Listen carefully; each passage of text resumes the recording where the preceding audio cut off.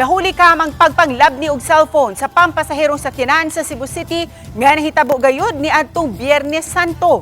Si Nico Sireno sa report. Video kini sa mga Cebu City Fire Volunteers samtang sakay sa ilang fire truck Biyernes Santo sa hapon.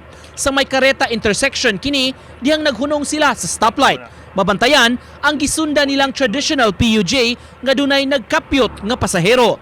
Dihang migo na ang traffic light, daling gilabni sa maong lalaki ang cellphone sa kaubang pasahero, dayon aksyon og sibat. Awara. Nag-on lagi ko lagi. Nagduda na minsan, giwa mo siya, luag pa mga ng jeep niya. Kana, musuot na ta siya ba, nagkapyot na, taod-taod mo to sa, nag-stop ang good niya. Sige siya tanaw sa mga pasahero na nag-cellphone mo.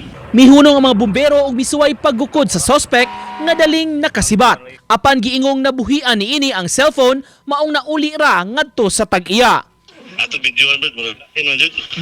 Mo to pag nagdo makita madungog mo sa video na ilapon ni jud ning mo tag-an ba jud lagi mo to amo gigukod naka napislit na mong sirri nga nag public address ko sa fire truck na mo.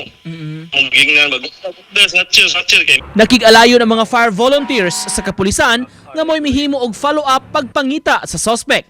Nadakpan ra ang maong suspitsado nga gitanggong sa Police Station 4. Uban ni Cleofer Lumayag, Nico Sireno, Balitang Bisdak.